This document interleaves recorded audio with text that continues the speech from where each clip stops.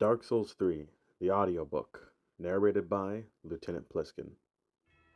Prologue, the Age of Fire and Ash. In a world shrouded in eternal twilight, where time itself has lost its meaning, a realm known as Lothric stands at the brink of annihilation. It is a land forsaken by the gods, plagued by an enigmatic curse known as the Undead Curse, a curse that renders death meaningless. Once, the Age of Fire burned brightly, a beacon of hope and prosperity. But now, the first flame that kindled that age has dwindled to mere embers. The Age of Dark, a time of disillusion and entropy, looms on the horizon, threatening to snuff out the last vestiges of hope. It is in this dire hour unkindled ash arises. These are the remnants of those who once tried to link the fire but failed. They are the discarded, the forsaken, the outcasts of a world that has forgotten them, and yet it is upon their weary shoulders that this fate of Lothric rests. The journey of the unkindled ash begins in the cemetery of ash, a place where the ashen remnants of countless souls lie in rest. Here, in the shadow of the Firelink Shrine, the unkindled awaken. Their purpose is clear: to seek out the Lords of Cinder, the former champions who must be coerced and or compelled to return to their thrones and rekindle the first flame. But it will not be a simple task. Lothric is a land divided, a land plagued by chaos, and in turn, strife and treacherous foes. It is a place where heroes have fallen and kingdoms have crumbled. First, the Abyss Watchers, followers of Artorias, the Abyss Walker. They are locked in an endless battle against the Dark Abyss. Next, Aldrich, Saint of the Deep, devourer of gods and men alike, growing ever more powerful. Yorm, the Giant, a lonely lord who mourns his fallen people while shackled by the weight of his colossal duty. And Lothric, the younger prince, shrieks at his destiny as a Lord of Cinder. As the unkindled ash embark on this perilous journey, they will uncover hidden truths, face insurmountable odds, and witness the inevitable fading of the Age of Fire. In the end, they will confront the Soul of Cinder, the embodiment of all those who have linked the fire before, in a battle that will decide the fate of the world. This is a tale of courage, sacrifice, and the relentless march of time in the world of Dark Souls 3, where even death cannot provide solace. The unkindled ash must rise above despair to kindle hope anew, or let the Age of Dark swallow everything in its exorable embrace. Chapter 1: The Awakening. I awaken to a world draped in shadows, an ashen shroud that cloaks my very existence.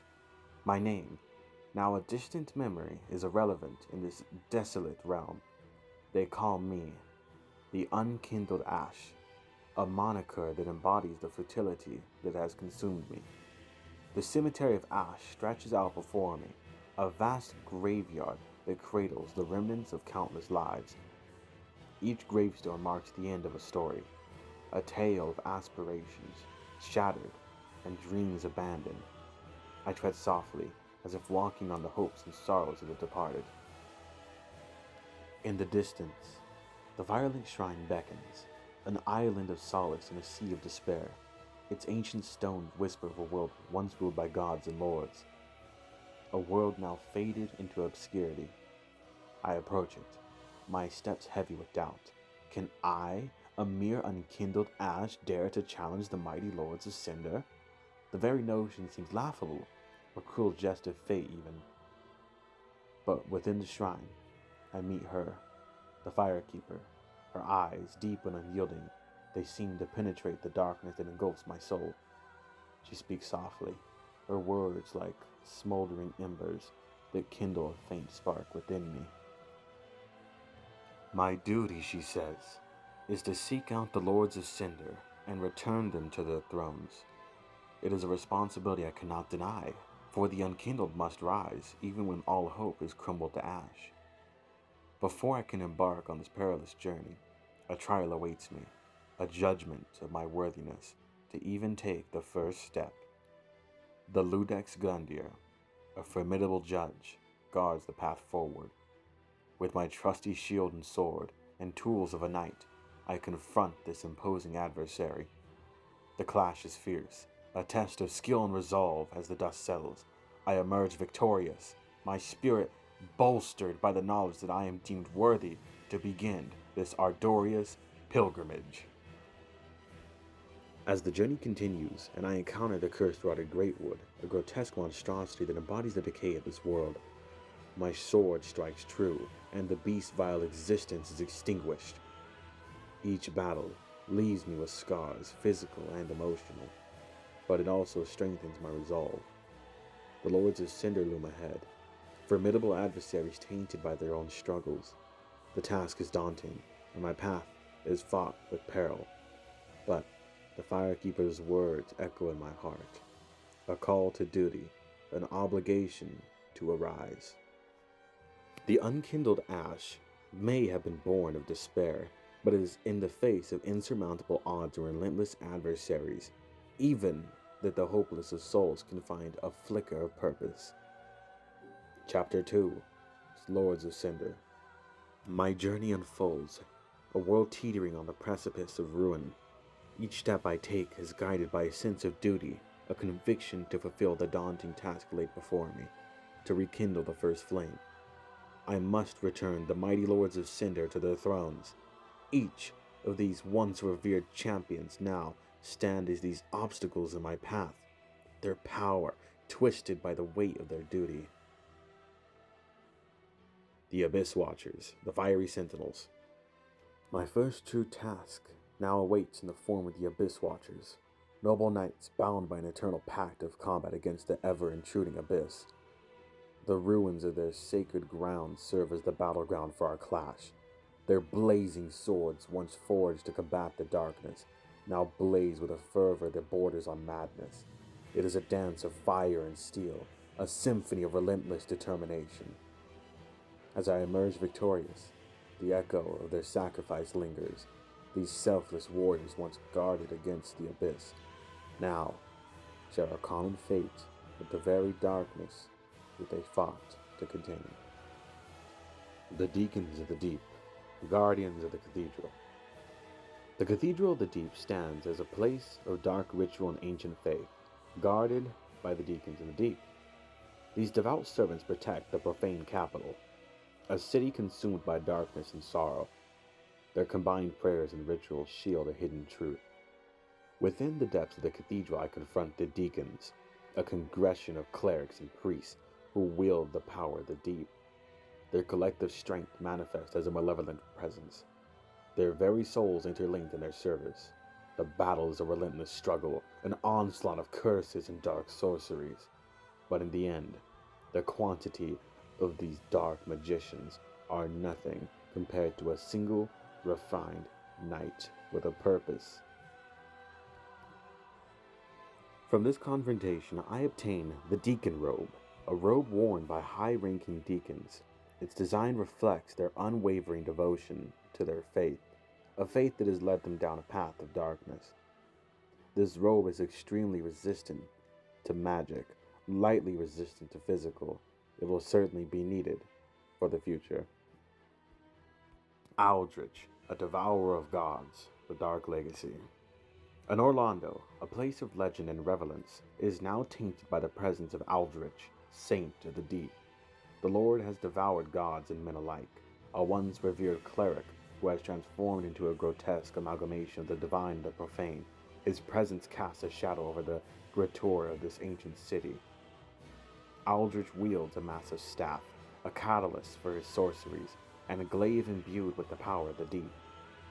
His spells conjure forth a rain of dark sorceries that threaten to consume all who stand before him. It is a battle where evasion and timing are key, a relentless struggle against a force that hungers for divinity. It is almost insurmountable and impossible to understand how I could have overcome such a foe, but I have, and I know I must continue on. But from this battle, I claim Aldrich's ruby, a precious ring that recovers health with each successful strike, a reminder of the saint's insurmountable hunger for life. His soul once vibrant and powerful, now serves as a testament to the relentless pursuit of power. The profane capital. As I entered the area of Yorm the Giant, I found a sword by the name of Storm Ruler. It was near the sleeping giant, but I took it without even awakening him. I left and returned, and that is when I encountered the giant in an awakened form. He was a solitary lord who mourned the loss of his people. I knew he bared a heavy burden of this colossal machete as well as the weight on his back. But this weapon was forged to cleave through giants and dragons. Yorm's very presence exudes a sense of melancholy, of a giant who stands as the last of his kind.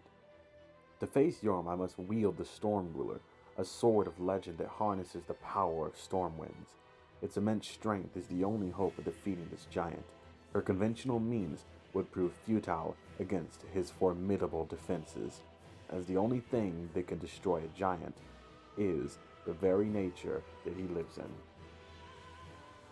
From this battle, I obtained Yorm's great machete, a colossal weapon fit for a giant. The machete, despite its massive weight, resonates with a sense of sorrow, as if it mourns the fate of its fallen master. Lothric, the younger prince, defiant incarnate. In Lothric Castle, I encounter Lothric, the younger prince, the final lord of Cinder, who shrieks at his destiny. He clings to his frailness, refusing the throne and embracing the twilight of this world. At his side, his eldest brother, Lorien, crippled but steadfast, aids him in his defiance. Lothric wields the Twin Prince's greatsword, a weapon that channels his spells and unleashes devastating magical attacks. Lorien, bound by a shared fate, bears the weight of his brother and wields a mighty greatsword enveloped in flame. The battle against the brothers is a test of strategy and perseverance. Lorien's relentless attacks and Lothric's potent spells create a formidable combination that challenges even the bravest of souls. But in the end, I am confused, as I should not be victorious, but I am. From this confrontation, I claim the Twin Prince's greatsword, a blade infused with both magic and fire. Its power, though tempting, bears the weight of a somber tale. A tale of two brothers who refuse to embrace their destiny. A simple but powerful statement. As I progress on my journey to rekindle the first flame, each battle leaves its mark, both in the physical trophies I acquire and in the heavy burden of purpose I carry. The Lords of Cinder, once revered and noble, now stand as a reminder of the world's relentless decay. But as a knight of unwavering resolve, I am driven by the Firekeeper's call of duty, the obligance to rise, even in the face of insurmountable odds. I, the unkindled ash, will find a way to fulfill my purpose. One way or another, I shall not cease. Throughout my journey, I managed to conquer these formidable foes on my first attempt. But there's a secret I must confess. I had the advantage of PlayStation Plus and a few soul duplicating items. This unexpected advantage may have led my character to be slightly overleveled, which certainly played a role in my initial victories. However, let's keep this playful secret between us, fellow Ashen One, as we continue to explore the world of Lodrin. The choice of the unkindled.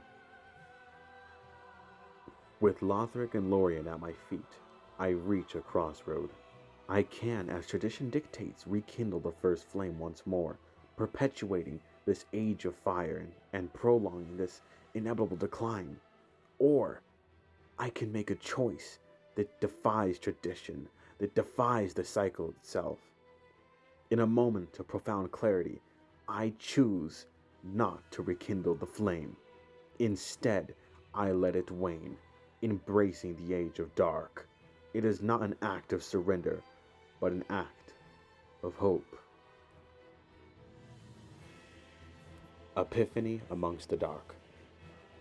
As the last embers of the first flame fade into the abyss, a profound understanding washes over me, a realization that echoes the choices made by the very Lords of Cinder I once sought to rekindle.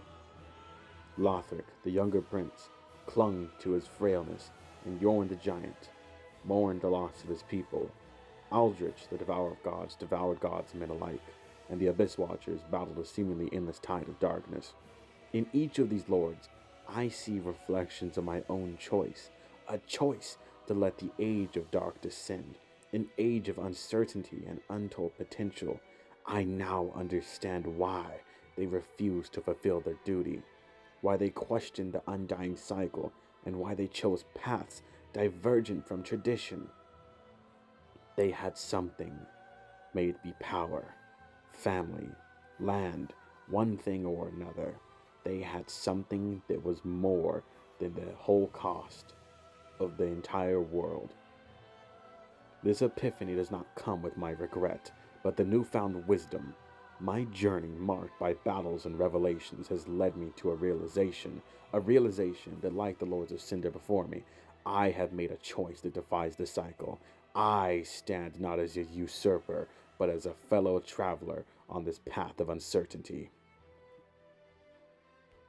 As this age of dark envelops the world, I embrace the weight of my decision, knowing that it mirrors the defiance of those who came before me. In the darkness I find hope.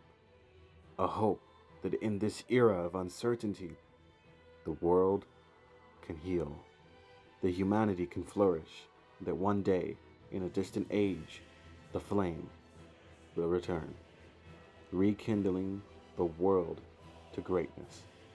And so, in the heart of darkness, I stand as a symbol of understanding, a beacon of hope, and a guardian of a world awaiting rebirth.